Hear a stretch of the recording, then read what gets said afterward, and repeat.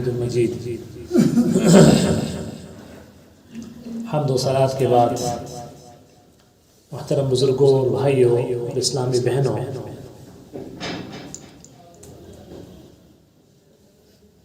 خطبے کے آغاز میں قرآن کریم کی ایک آیت تلاوت کی گئی جس میں اللہ رب کریم نے ارشاد فرمایا وَمَا أَرْسَلْنَاكَ إِلَّا رَحْمَةً لِّلْعَالَمِينَ، اے نبی ہم نے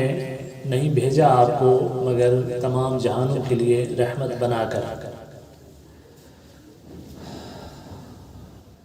قرآن کریم کی اس آیت کی تلاوت کا یا جس موضوع پر میں آپ سے گفتگو کرنا چاہتا ہوں اس کے انتخاب کا ایک خاص سبب اور اس کا ایک خاص پس منظر ہے۔ اس کا سبب اور پس منظر یہ ہے کہ جس نبی کے ساتھ اتباع کا اور امتی ہونے کا ہمارا رشتہ ہے، اور جس نبی نے ہمیں اس دین سے روشناس کرایا کہ جس کی نسبت سے ہم مسلمان کہلاتے ہیں، اور جس نبی نے ہمیں اس اللہ سے تعارف کروایا اور اس کے دائرہ بندگی میں ہمیں شامل فرمایا جو قیوم السماوات والارض ہے، اور جس نبی کے واسطے سے ہم حملۃ القرآن کہلاتے ہیں، قرآن کے حاملین کہلاتے ہیں، اس نبی کے ساتھ ہماری نسبت کس درجے کی؟ اگر اس نسبت کو ناپنے کا کوئی پیمانہ ہوتا، اس نسبت کو ناپنے کا کوئی آلہ ہوتا تو یقیناً ہر مسجد میں لگ جاتا، ہر دکان میں لگ جاتا، ہر تھانے میں لگ جاتا، ہر کورٹ اور کچہری میں لگ جاتا، ہر ملازمت کے مقام پر لگ جاتا، اور سامنے آ جاتا کہ یہ نسبت امتی ہونے کی، یہ نسبت مسلمان ہونے کی، یہ نسبت حامل قرآن ہونے کی، یہ نسبت مسلمان ہونے کی کتنی مضبوط ہے، کتنی پکی ہے، اور ہم کس مقام پر کھڑے ہیں اور ہماری حیثیت کیا ہے۔ لیکن کسی پیمانے کی ضرورت نہیں ہے، کوئی آلہ لگانے کی ضرورت نہیں ہے۔ کسی کی نگاہیں اگر بیدار ہوں، کسی کا ضمیر اگر زندہ ہو، کسی کا شعور اگر کام کر رہا ہو، تو جو کچھ ہمارے معاشرے میں ہو رہا ہے، اور خاص طور سے یہ جو ایک مہینہ ربیع الاول کا مہینہ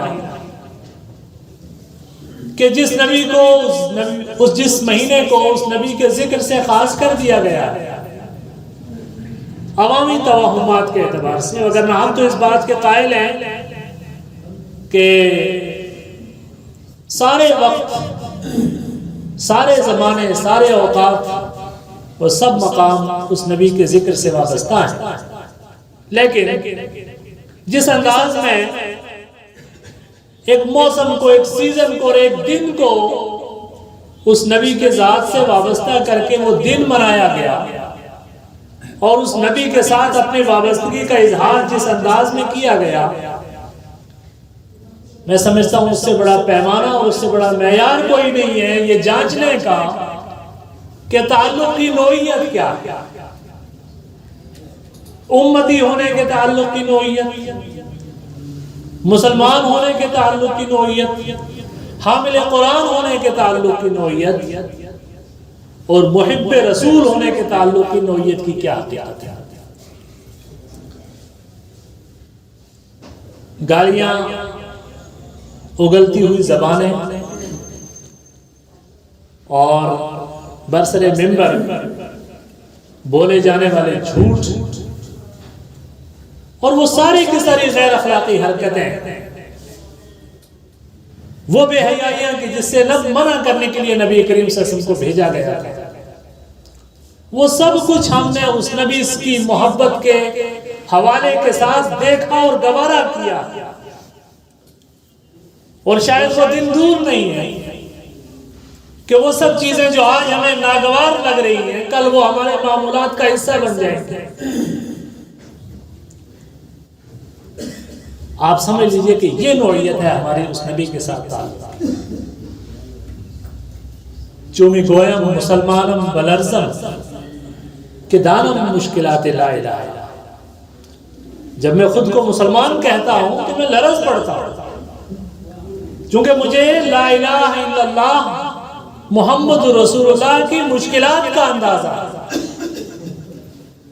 اس وابستگی کی نزاکت کا اندازہ، اس محبت کے تقاضوں کا اندازہ، وہ محبت جو قربانیاں مانگتی ہیں اس کا اندازہ، وہ محبت جو جس درجے کا اتباع مانگتی، تقوی اور طہارت والا دل مانگتی، صاف ستھرا روزی کے ذرائع مانگتی، کینے سے پاک دل مانگتی، وہ سب کچھ تو نہیں ہے۔ امت آج کس منہ سے اس نبی کی امت ہونے کے دعوے دار، کس منہ سے اس نبی کے ساتھ اپنی وابستگی کا دم بھرتی، کس منہ سے ہم میدان حشر میں یہ توقع رکھتے ہیں کہ ہم بڑے لاڈ کے ساتھ اور بڑے فخر کے ساتھ اس دن کہیں گے کہ وَوَجْهُكَ الْمَأْمُولُ حُجَّتُنَا یوم یأتی الناس بالحجج۔ اے نبی، آپ کا چہرہ اطہر ہمارے لیے سب سے بڑی دلیل ہے کہ جب لوگ اپنے حق میں دلیلیں لے کر آئیں گے، ہمارے حق میں ایک دلیل ہوگی کہ ہم صاحب لواء الحمد، صاحب حوض کوثر اور اس طویل سجدہ جس کی اور شفاعت کی جس کو اجازت ملے گی، اس نبی کے ساتھ کلمے کی نسبت رکھتے ہیں، امت ہونے کی نسبت رکھتے ہیں۔ وہ نبی کی جس کو رحمت للعالمین بنا کر بھیجا گیا تھا۔ صرف ایک پہلو پہ غور کریں، اور میں نے شروع میں یہ آیت کی تلاوت کی تھی، وَمَا أَرْسَلْنَاكَ إِلَّا رَحْمَةً لِلْعَالَمِينَ۔ اے نبی، ہم نے آپ کو رحمت للعالمین بنا کر بھیجا۔ اور دوسری جگہ قرآن میں اللہ نے فرمایا لَقَدْ جَاءَكُمْ رَسُولٌ مِّنْ أَنفُسِكُمْ عَزِيزٌ عَلَيْهِ مَا عَنِتُّمْ حَرِيصٌ عَلَيْكُمْ بِالْمُؤْمِنِينَ رَءُوفٌ رَحِيمٌ۔ تمہارے پاس ایک ایسا نبی آیا تم میں سے کہ جو میں تمہیں تکلیف میں دیکھ کر، تکلیف میں مبتلا دیکھ کر تم وہ چیز اس کے اوپر بہت شاق اور ناگوار گزرتی ہے۔ وہ تکلیف کون سی ہے؟ شرک اور بدعت کی تکلیف۔ تمہیں شرک اور بدعت میں مبتلا دیکھ کر جس کے لیے بہت شاق گزرتا ہے، اور تمہاری ہدایت کے لیے جو بہت حریص ہے، اور تمہارے لیے رؤوف الرحیم ہے۔ مستدرک حاکم میں سند صحیح کے ساتھ روایت ہے، اللہ کے رسول نے فرمایا انما انا النبی المہدی انا الرحمت المہدی، میں اللہ کی طرف سے عطا کردہ رحمت ہوں، وہ رحمت للعالمین، تمام جہانوں کے لیے رحمت۔ اب آپ تصور کریں، جہانوں کے لیے رحمت، صرف انسانوں کے لیے رحمت نہیں، اپنے ماننے والوں کے لیے رحمت نہیں، اپنے مخالفین تک کے لیے رحمت۔ ان کی رحمت کا دائرہ انسانوں سے آگے بڑھ کر جنات تک، جنات سے آگے بڑھ کر حیوانوں تک، حیوانوں سے آگے بڑھ کر جمادات اور نباتات تک، اور اس سے آگے بڑھ کر اس پورے کرۂ ارض اور اس کی ماحولیات کے لیے جناب محمد رسول اللہ صلی اللہ علیہ وسلم کی تعلیمات میں رحمت کا پیغام ہے۔ اس لیے اللہ نے فرمایا وَمَا أَرْسَلْنَاكَ إِلَّا رَحْمَةً لِلْعَالَمِينَ۔ جس نبی کی دعوت اتنی ہماگیر ہو، جس کا پیغام اتنا عام ہو، جس کا پیغام اتنا جامع ہو، جس کے لیے یہ سب کچھ ہو، اس امت کے، اس نبی کے امتی اس درجے میں، اس درجے میں حقیر ہو جائیں، اس قدر گر جائیں کہ وہ اس وقت دنیا کے تعلیم کے انڈیکس میں، اخلاقیات کے انڈیکس میں، دوسرے تمام معاملات میں سب سے گئے گزرے ہو جائیں، تو ہمیں غور کرنے کی ضرورت ہے کہ اس نبی کے ساتھ اپنے اس تعلق کو کیسے مضبوط کیا جا سکتا ہے، اس تعلق کو کیسے صحیح رخ دیا جا سکتا ہے۔ نبی کریم صلی اللہ علیہ وسلم اپنے امت کے لیے کس قدر رحمت ہے کہ آپ کی تعلیمات میں کتنی رحمت ہے. اللہ تعالیٰ نے عبادات کا جو نظام قائم کیا، جو کہ اللہ نے انسانوں کو پیدا اس لیے کیا تھا کہ وہ اللہ کی عبادت کریں. وما خلقت الجن والانس الا لیعبدون. عقیدے کے نظام کو، ایمانیات کے بعد جب عمل پر بات آتی ہے تو سب سے پہلا عمل اگر ہے تو نماز ہے. رسول پاک صلی اللہ علیہ وسلم کو امت کے بارے میں، امت کی کمزوریوں کے بارے میں اور انسانوں کی مجموعی طور پر کوتاہیوں کا اندازہ ہے، اور کس طریقے سے معراج کی رات اس نماز میں تخفیف 50 سے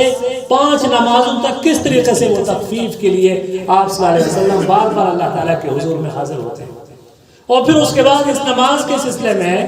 عبودیت کی جو سب سے بڑا مظہر ہے، اس عبادت کی بھی تخفیف کی صورت سفر کے لیے، بیماری کے لیے، پریشان حال ہونے کی صورت میں کس قدر جو ہے اس میں آپ صلی اللہ علیہ وسلم کی لائی ہوئی شریعت میں آسانیاں ہیں، اور یہ سب کچھ امت کے لیے شفقت ہے. پھر یہ نماز 5 وقت میں فرض کی گئی ہے تو کہاں کہاں پڑھی جا سکتی ہے؟ کیا اس کا مسجدوں میں ہی پڑھنا بہت ضروری ہے؟ اگر کوئی آدمی کسی ایسے بیاب ہو گیا علاقے میں کہ جہاں مسجد نہیں ہے، کسی ایسے ملک میں جہاں مسجد نہیں ہے، کسی ایسے وقت پر ہے، تو فرمایا کہ جعلت لی الارض مسجدا وطہورا، پوری زمین میرے لیے مسجد اور طہور بنا دے گی. بھئی پانی سے وضو ہوتا ہے، پانی نہیں ہے تیمم کر لو. مسافر ہے جی، مسافر ہے تو قصر کر لو. اچھا جی بیمار ہیں، کوئی بات نہیں 2 نمازیں جمع کر کے پڑھ لو. جلدی ہے، کوئی بات نہیں 2 نمازیں جمع کر کے پڑھ لو. ہر حکم کے اندر امت کے لیے تحصیل ہے، امت کے لیے آسانی ہے، اور سارے کے سارے احکامات اور مثال دی کہ میری مثال ایسی ہے کہ جیسے کوئی شخص لوگوں کو آگ میں گرتے ہوئے لوگوں کو پکڑ پکڑ کے اس سے دور کرتا ہوں. یہ کیفیت ہے جناب محمد رسول اللہ صلی اللہ علیہ وسلم کی اپنے ماننے والوں میں سے. اور جو نہ ماننے والے ان کے سلسلے میں رحمت کا کہ جو مظاہر ہیں، آپ تصور کیجئے کہ رسول کریم صلی اللہ علیہ وسلم کفار مکہ کے لیے، طائف کے کفار کے لیے، جب انہوں نے آپ صلی اللہ علیہ وسلم کو اذیت دینے کی آخری انتہا کر دی، اور جب جو ہے پہاڑوں کے فرشتے آتے ہیں اللہ کے رسول صلی اللہ علیہ وسلم سے اجازت طلب کرتے ہیں کہ آپ ہمیں اجازت دیجئے ہم اس پوری بستی کو 2 پہاڑوں کے درمیان میں کر کے پیس کے ختم کر دیں، لیکن اللہ کے رسول صلی اللہ علیہ وسلم فرماتے ہیں کہ نہیں، ان کی اولاد میں کچھ تو ایسے ہوں گے جن کو اللہ تعالیٰ اس دین کی ہدایت دے گا. چنانچہ اللہ کے رسول صلی اللہ علیہ وسلم ان کے لیے بدعا نہیں کرتے. مکہ والوں کے لیے بھی ان کے ظلم اور ان کے ستم، وہ سب کچھ جو 2.5 سال 3 سال تک بائیکاٹ اور پتے تک کھانے کے لیے آپ اور آپ کے ماننے والے مجبور ہوئے، لیکن اس کے باوجود بھی ان کے لیے عمومی کسی عذاب کی دعا نہیں کی، بلکہ اللہ تعالیٰ نے رسول کریم صلی اللہ علیہ وسلم کے لیے یہ انعام کے طور پر یہ چیز ذکر کی. وَمَا كَانَ اللَّهُ لِيُعَذِّبَهُمْ وَأَنْتَ فِيهِمْ، اے نبی جب تک آپ ان کے درمیان ہیں ہم ان کے اوپر عذاب کرنے والے ہیں. اور یہی وجہ ہے کہ جب قحط کی کیفیت آئی اور مکے والوں کے لیے بہت عرصے تک غلہ بند ہو گیا، جب وہ برسر پیکار کے محمد رسول اللہ صلی اللہ علیہ وسلم کے خلاف مخالفت میں ہیں، جنگوں کی منصوبہ بندی ہے، حالت جنگ میں ہیں، لیکن جب قحط کے شکار ہوئے ہیں اور آتے ہیں اور ان کا نمائندہ جب اللہ کے رسول کی خدمت میں حاضر ہوتا ہے، کہتا ہے نبی آپ کے سلسلے میں تو آپ کے رب نے کہا تھا وَمَا كَانَ اللَّهُ لِيُعَذِّبَهُمْ وَأَنْتَ فِيهِمْ، آپ کے دور میں آپ کے موجودگی میں ہمارے اوپر عذاب ہو، ہم بھوکے مرے. اللہ کے رسول صلی اللہ علیہ وسلم ان کے لیے حصار ختم کر دیتے ہیں، ان کے لیے غلے کس کی صورتحال ہو جاتی ہے. بدر کے قیدی جب لائے گئے اور جب ان کو باندھ کر زنجیروں سے باندھ کر رکھا گیا، وہ رات رسول کریم صلی اللہ علیہ وسلم کسک کی وجہ سے سو نہیں سکے، ان کی تکلیف کا احساس کرتے ہوئے. یہ کیفیت تھی محمد رسول اللہ صلی اللہ علیہ وسلم کی دشمنوں کے سلسلے میں. کس طریقے سے جو ہے وہ جنگ فتح مکہ کے موقع پر خون کے جو پیاسے تھے اور جنہوں نے تکلیف پہنچانے میں کوئی کسر نہیں چھوڑی تھی، کس طریقے سے ان سب کو عام طور پر معاف کر دیا. یہ تھی رحمت. یہ محمد رسول اللہ صلی اللہ علیہ وسلم کی زندگی کے یہ سارے پہلو رحمت کے کیا صرف بیان کرنے کے لیے، کیا صرف بیان کر کے واہ واہ کرنے کے لیے ہیں، یا یہ ہمارے عمل اور ہمارے عقیدے اور ہمارے زندگی کے رویوں میں یہ چیز شامل ہونی چاہیے. ہم وہ جو اپنے سگے بھائیوں تک کو معاف کرنے کے لیے تیار ہیں، جو ہم بسا اوقات اپنے باپ کو اور اپنے ماں تک کو معاف کرنے کے لیے تیار ہیں، ہم جو کبھی کبھی اپنی اولاد تک کو کسی وجہ سے معاف کرنے کے لیے تیار نہیں، ہم جو اپنی سگی بہن، اپنے ساتھ کھیلنے اور کودنے والی اس بہن کو جب مفادات کا مسئلہ ہوتا ہے اس کو اپنے رشتے کو کاٹنے کے لیے تیار ہو جاتے ہیں، ہم ساری زندگی جس پڑوس کے ساتھ رہیں ان تک کے ساتھ ظلم کرنے کے لیے تیار ہو جاتے ہیں۔ ہم اس رحمت للعالمین کے امتی کہ جن کی رحمت کا دائرہ انسانوں سے لے کے جنات تک جاتا ہے۔ اللہ کے رسول صلی اللہ علیہ وسلم نے صحابہ کو نصیحت کی کہ دیکھو لید اور ہڈیاں یہ دو چیزیں تم ان کے ساتھ استنجا نہ کرنا، فَإِنَّهَا طَعَامُ إِخْوَانِكُمُ الْجِنِّ، تمہارے جن بھائیوں کا یہ کی غذا ہے۔ سارے جنات بھی کھاتے ہیں ان چیزوں کو، جنات میں بھی آگے جانور ہوتے ہیں، تو جنات کے جو جانور ہیں بعض علماء نے لکھا ہے کہ جو جنات کے جانور ہیں وہ یہ ہڈیاں اور لید وغیرہ کھاتے ہیں، تو فرمایا کہ ان کے ساتھ تم جو ہے وہ استنجا نہ کرو، تمہارے لیے ان کے لیے جو ہے وہ یہ چیز بھی تکلیف دہ ہو سکتی ہے اور وہ تکلیف کے شکار ہو سکتی ہے۔ گھروں کے اندر ایک خاص قسم کے جنات کبھی کبھی بس جاتے ہیں جن کو عمار کہا جاتا ہے، اور فرمایا کہ اگر کوئی بے ضرر سا جن آپ کو سانپ گھر کے اندر بستا ہے تو اسے خطرناک سمجھ کر فوراً نہ مار دو، اللہ یہ کہ جنوں کو سانپوں کی پہچان ہے، جو خطرناک سانپوں سے واقف ہیں وہ ان کو تو حکم ہے کہ فوراً مار دیں، لیکن اگر کوئی ایسا سانپ ہے جو بظاہر بے ضرر نظر آ رہا ہے اور تو اس کے فرمایا کہ 3 دن تک کہو کہ اللہ کے بندے نکل جائے، ہو سکتا ہے کہ وہ جن ہو اور اس نے سانپ کا روپ دھارا ہو، کہیں وہ تمہاری وجہ سے مارا نہ جائے۔ گویا جنات تک کے لیے اللہ کے رسول صلی اللہ علیہ وسلم کی تعلیمات میں رحمت ہے، اور تو اور رحمت للعالمین جب کہا ہے تو عالمین میں فرشتے بھی ہیں۔ آپ کو تعجب ہوگا کہ صاحب فرشتوں کے اوپر رحمت کی کیا صورت ہے؟ فرشتے تو اللہ کا پیغام لانے والے ہیں، اور ایک ایک فرشتہ ایسا ہے جو دھرتی کو ہی جو ہے وہ تلپٹ کر دے، ان کے اوپر رحمت؟ جی ہاں، ان کے اوپر بھی رحمت کیجئے جناب۔ اللہ کے رسول صلی اللہ علیہ وسلم نے فرمایا کہ تم میں سے جب کوئی یہ 2 بدبودار چیزیں پیاز اور لہسن کھائے تو وہ مسجد میں نہ آئے، فلا یقربن مصلانا، وہ ہماری مسجدوں کے قریب نہ آئے، یا کوئی بھی بدبودار چیز آپ نے کھائی ہے تو اس کے بعد مسجد میں نہ آئے، فإن الملائکۃ تتعذى مما يتعذى منه بنو آدم، اس لیے کہ فرشتے بھی ان چیزوں سے تکلیف محسوس کرتے ہیں جن سے بنو آدم تکلیف محسوس کرتے ہیں۔ تو معلوم یہ ہوا کہ فرشتوں کے لیے بھی رحمت ہے، فرشتے حاضری لگاتے ہیں، وہ اللہ کے حکم سے مسجدوں میں حاضر ہوتے ہیں، وہ آج جمعے کے دن آئے ہوئے ہیں، وہ آپ کی حاضری انہوں نے لگائی ہے، اور وہ صبح اور شام آپ کے اعمال کو اللہ کے پاس لے جانے والے ہیں، ان میں کچھ آپ کے قرین ہیں، آپ کے لیے آپ کو نیکی کی طرف ابھارنے کے لیے اللہ تعالیٰ نے آپ کے تعاون سے لیے رکھا ہے، کچھ حافظہ ہیں جو آپ کو مشکلات سے اللہ تعالیٰ کے حکم سے بچاتے ہیں، حادثات سے بچاتے ہیں، وہ تو آپ کے ساتھ ہیں، وہ ساتھ رہنے والے ہیں، اور آپ کی برائیاں، آپ کے گناہ، آپ کی جو ہے کوئی ایسی قسم جو لوگ سگریٹ پینے والے، معذرت کے ساتھ میں عرض کروں گا، وہ جب مسجد میں نماز میں ساتھ کھڑے ہوتے ہیں تو ان سے بہت کراہت ان کے جو ہے بو سے محسوس ہوتی ہے، ہم انسان محسوس کرتے ہیں، فرشتے تو بہت نازک ہیں، وہ کتنا محسوس کرتے ہو۔ اللہ کے رسول صلی اللہ علیہ وسلم اس قدر مسواک فرماتے، اس وقت مسواک، اس قدر مسواک فرماتے کہ جو ہے نماز کے لیے جب نکلتے مسلح پہ اس وقت بھی مسواک پھیر رہے ہوتے۔ پتہ یہ چلا کہ چونکہ فرشتوں سے بار بار ہم کلامی ہیں تو آپ کو ادنا بھی یہ چیز گوارا نہیں تھی کہ آپ کے جو ہے فم مبارک سے کسی طرح کے بھی کوئی ایسی بو نکلے جو ناگوار۔ تو گویا فرشتوں کے لیے بھی رحمت ہے، اور دائرہ رحمت میں وہ بھی شامل، صرف انسان اور جن ہی نہیں۔ پھر اس کے بعد حیوانات دیکھ لیجیے، حیوانوں کے سلسلے میں تو اس قدر جو ہے رحمت کے پیغامات جناب محمد رسول اللہ صلی اللہ علیہ وسلم کی تعلیمات کے اندر جو ہے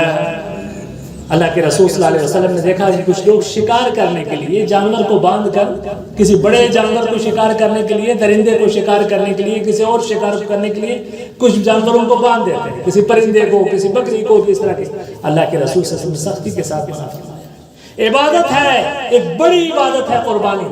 اور مسلمانوں کے لیے حلال کیا گیا ہے کہ وہ فلانا حلال جانور کھا سکتے ہیں، لیکن فرمایا نہیں کہ جب تم جو ہے اس کے اوپر چھری پرو، فَلْيُحِدَّ أَحَدَكُمْ شَفْرَتَهُ وَلْيُرِحْ ذَبِيحَتَهُ، تمہارے لیے حلال ہے. حلال کا مطلب یہ نہیں ہے کہ اسے تم تکلیف دیتے رہو. میں نہیں، تم اس کے پہلے اپنی چھری تیز کرو اور آسانی کے ساتھ اس کو ذبح کرو. ایک جانور کے سامنے دوسرے جانور کو ذبح نہ کرو کہ اسے دیکھ کر تکلیف میں ہوگی. ایک جانور کے سلسلے میں فرمایا یہ کون ہے کہ جس نے اس جانور کو اس ماں کو اس کے بچے سے تکلیف دی. اور بہت سارے ایسے واقعات رسول کریم صلی اللہ علیہ وسلم کی سیرت کے اندر موجود ہیں کہ جس میں رسول کریم صلی اللہ علیہ وسلم نے جانوروں کے حقوق کے سلسلے میں اور ان کو دی جانے والی اذیتوں کے سلسلے میں تعلیمات دی. آج دنیا جو ہے چیمپئن بنتی ہے ان حقوق کے سلسلے میں، اور ان کے یہاں باضابطہ تعلیم جو ہے ایجنسیاں ہیں، ان کے ادارے ہیں جو پوری دنیا میں جانوروں کے حقوق کے سلسلے میں کام کرتے ہیں. لیکن رسول پاک صلی اللہ علیہ وسلم کی تعلیمات میں اس حوالے سے پوری ہدایات موجود ہیں. پھر اس کے بعد درخت دیکھ لیجیے.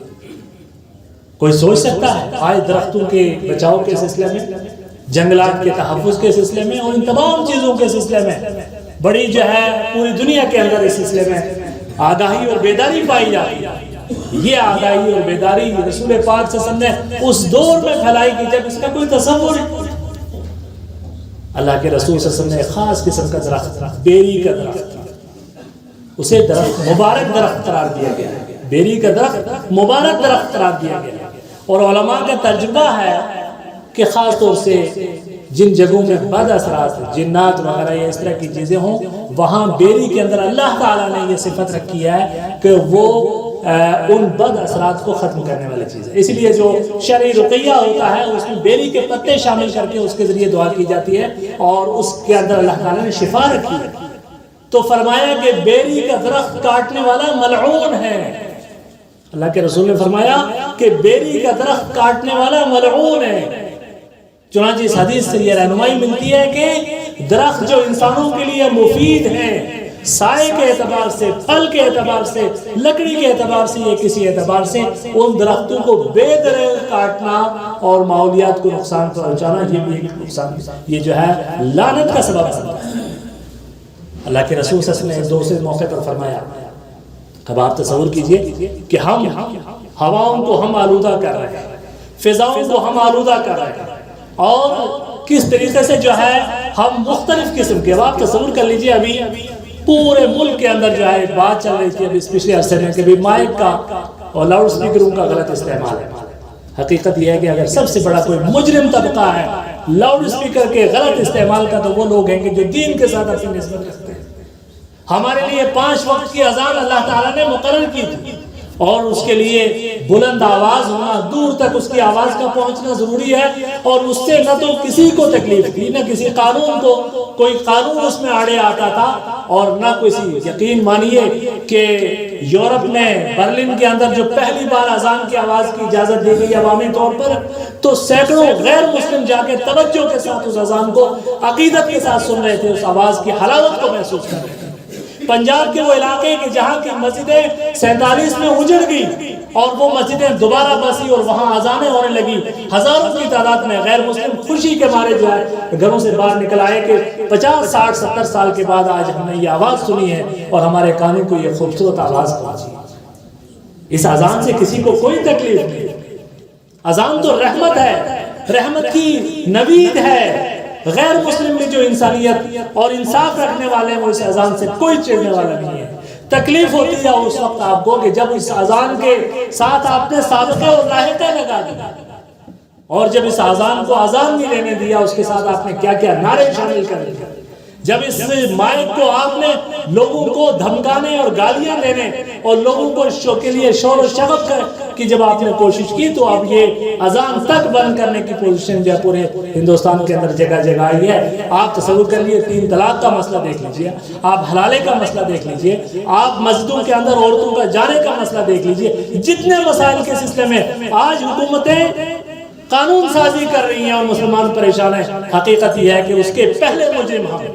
3 طلاق کے سلسلے میں عورتوں کو وکٹمائز کرنے کے مجرم ہم ہیں.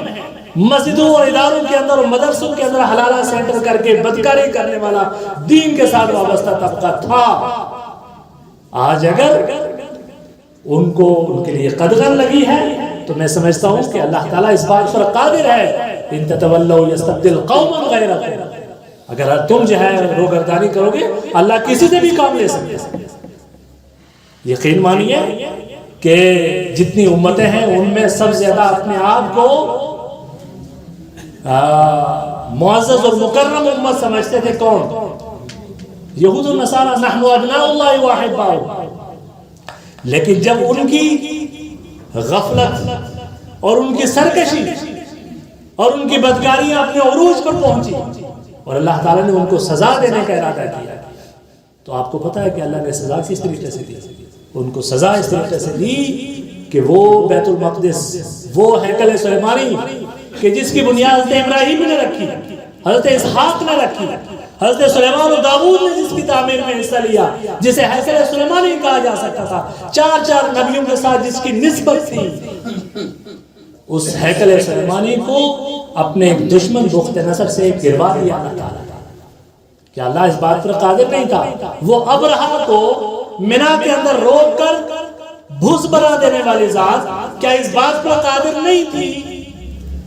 کہ ہیکل سلیمانی کو بچا لیتی کہ جس کے ساتھ 4 پیارے نبیوں کا تعلق تھا؟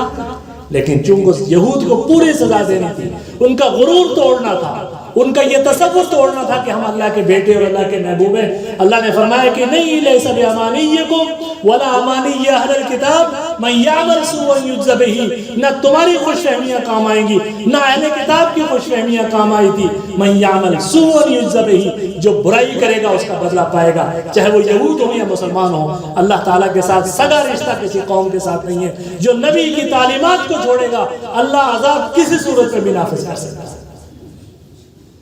آج ہمارے لیے آزانیں مشکل ہو گئی ہے کیونکہ ہم نے اس قدر نائس پالوشن چھوڑ دیا ہے، اس قدر ہم نے شور اور غوغا، اور ہم نے اپنی عبادتوں کی جو ہے پوری رات میں جو ہے وہ مائک کھول کر، ہم کوئی بزرگ ہیں، کوئی بیمار ہیں، کوئی امتحان کی تیاری کرنے والے بچے ہیں، اور مائک کھول کے ہم جو ہے وہ اللہ اللہ کی جو ہے وہ ورد کرتے رہتے ہیں پوری سال پوری رات، نعتوں کے نام پر جو ہے شرک پھیلاتے رہتے ہیں. ہم لوگوں کو جو ہے ٹارگٹ کرتے ہیں اس جو ہے مائک کے ذریعے. کہاں ہمارے لیے آسان ہے؟ رسول پاک صلی اللہ علیہ وسلم کی اس تعلیمات میں ان تمام چیزوں کے لیے، چاہے آلودگی مٹی کی ہو، پانی کی ہو، ہواؤں کی ہو، صوتی آلودگی، سارے پالوشن کی جتنی اقسام ہیں وہ سب منع ہے، اور اللہ کے رسول صلی اللہ علیہ وسلم کی تعلیمات میں اس کا تذکرہ موجود ہے. میں آپ کو مثال دیتا ہوں، میں دلیل کے بغیر کوئی بات نہیں کر رہا، میں آپ کو مثال دیتا ہوں. اللہ کے رسول نے فرمایا، صحابہ سے فرمایا کہ اتقوا اللعان، لوگوں 2 لعنتوں سے بچ جاؤ. فرمایا صحابہ نے کون سی 2 لعنتیں حضور؟ فرمایا الذی یتخلی فی طریق الناس فی ظلہم، کہ وہ شخص کہ جو لوگوں کے راستے میں، عام گزرگاہ میں، یا ان کی سائے والی جگہوں میں قضائے حاجت کرتا ہے، یہ لعنت کا سبب ہے، اس سے بچ جاؤ. ماحولیات کے تحفظ کے لیے، گندگی سے لوگوں کو بچانے کے لیے اور لوگوں کو تکلیف سے بچانے کے لیے اس سے بڑی تعلیمات کیا ہوگی؟ اللہ کے رسول صلی اللہ علیہ وسلم نے فرمایا کہ لا تجلسوا علی الطرقات، کہ لوگوں یہ عام گزرگاہوں میں، پبلک پلیسز میں زیادہ نہ بیٹھو اور لوگوں کو تکلیف نہ دو. صحابہ نے فرمایا اللہ کے رسول صلی اللہ علیہ وسلم ایاکم الجلوس علی الطرقات، اللہ کے رسول، صحابہ نے فرمایا اللہ کے رسول ہماری مجبوری ہے، ہم کاروبار کے سلسلے میں ہیں اور بہت ساری ایسی ہماری ضرورتیں اس کے سلسلے میں ہم مجبور ہوتے ہیں کہ بازار میں بیٹھیں یا گزرگاہوں میں بیٹھیں. فرمایا اگر بیٹھتے ہو تو اس کے حق ادا کرو. فرمایا حق کیا ہے؟ کا سلام دینے والے کا سلام کا جواب دو، راستے سے تکلیف دہ چیزوں کو ہٹاؤ، لوگوں کو اچھی باتوں کی تلقین کرو، برے کاموں سے روکو. اب آپ تصور کیجئے کہ ہمارے پبلک پلیسز میں لوگوں کا یہ مزاج بن جائے، بازاروں میں بیٹھے ہوئے دکاندار کا، ریڑی لگانے والے کسی ریڑی بان کا، یا کسی مزدوری کا انتظار کرنے والے مزدور کا اگر یہ مزاج بن جائے کہ راستے سے وہ کوڑا نہیں گرنے دے گا، وہاں پر تکلیف دہ چیز نہیں وہاں گرنے دے گا، وہ لوگوں کو راستہ صحیح بتائے گا، وہ لوگوں کے سلام کا جواب دے گا، وہ لوگوں کو اچھی بات کی تلقین کرے گا، وہ لوگوں کی بری باتوں سے روکے گا. یہ تصور کیجئے کہ یہ مسجدیں تو اللہ تعالیٰ کے لیے سب سے پسندیدہ جگہ تھی، ہمارے یہ بازار بھی رحمت کا مرکز بن جائے. یہ سب کچھ ایک پیمانہ تھا جو میں نے آپ کے سامنے رکھا، اور ادنا سا پیمانہ سمجھ لیجئے کہ رسول کریم صلی اللہ علیہ وسلم کی سیرت طیبہ اور طاہرہ کا صرف ایک پہلو ہے کہ جس کا تعلق آپ کے رحمت للعالمین ہونے سے ہے. اور میں نے آپ سے عرض کیا تھا کہ اگر کوئی پیمانہ ایسا ہوتا کہ جو ہماری مسجدوں میں ہمارے بازاروں میں، ہمارے دفتروں میں، ہماری عدالتوں میں، ہمارے تھانے داروں تھانوں میں اگر وہاں نصب ہوتا کہ جو یہ ثابت کرتا کہ ہم کتنے % مسلمان ہیں، شاید اس ٹیسٹ میں کوئی بھی پاس نہ ہوتا۔ صرف ایک ٹیسٹ کیس تھا اس مہینے میں، اس نبی کے ساتھ نسبت کو جس انداز میں ہم نے منایا ہے، ہماری زبانوں میں کیا کچھ جھوٹ اگلا ہے اور دین کے نام پر جھوٹ اگلا ہے۔ اللہ کے رسول نے فرمایا تھا کہ مسلمان جھوٹا نہیں ہو سکتا، مسلمان جھوٹا نہیں ہو سکتا۔ اور پھر فرمایا، مزید تاکید سے فرمایا کہ تمہارا ایک دوسرے پر جھوٹ بولنا تو بہت برا ہے، لیکن میرے اوپر جھوٹ بولنا اس سے بڑی کوئی برائی نہیں ہو سکتی۔ اگر کوئی تم میں سے مجھ پر جھوٹ بولتا ہے تو وہ یقینی طور پر جہنم میں اپنا ٹھکانہ بنا لے۔ یقین مانیے، دل پر ہاتھ رکھ کے کہیے کہ کیا اس مہینے میں رسول پاک صلی اللہ علیہ وسلم پر اور قرآن کریم پر، آپ کی سیرت طیبہ اور طاہرہ پر اور دین کے اس پورے ذخیرے کے اوپر کتنا بڑے جھوٹ بولے گئے ہیں، ایک بدعت کو ثابت کرنے کے لیے، ایک حق کو چھپانے کے لیے، ایک طبقے کو نشانہ بنانے کے لیے۔ یہ سب کچھ اس نبی کے ساتھ محبت اور اس کے ساتھ عشق کے دعوے کے ساتھ کیا گیا ہے، جو رحمت للعالمین ہے، جو رحمت للعالمین ہے۔ اور یہی تصور تھا، یہ اسی لیے میں نے آپ سے یہ گفتگو کی۔ یہ موضوعات جب بہت زیادہ پامال موضوعات بن جاتے ہیں، عوامی موضوعات بن جاتے ہیں، بہت گفتگو ہوتی ہیں، حق کے ساتھ باطل کی آمیزش ہوتی ہے، جھوٹ کے ساتھ سچ کی آمیزش ہوتی ہے، تو بہت زیادہ ان موضوعات پہ گفتگو بھی اکتاہٹ کا سبب بنتی ہے۔ لیکن صرف میں یہ بیان اس لیے کر رہا ہوں کہ تاکہ اس کا ایک صحیح تناظر و پس منظر آپ کے سامنے آ جائے۔ جن کو اللہ تعالیٰ نے شعور دیا ہے، بیدار دل دیا ہے اور حقیقت میں اس نبی سے محبت بھی رکھتے ہیں اور اس نسبت کا پاس اور لحاظ رکھتے ہیں، وہ اپنی اس نسبت کو مزید مضبوط کرنے کی کوشش کریں اور اپنی کوتاہیوں کا تدارک کریں۔ سبحانک اللہم و بحمدک، نشہد ان لا الہ الا انت، نستغفرک و نتوب الیک، وصلی اللہ علی النبی وآخر دعوانا ان الحمد للہ رب العالمین۔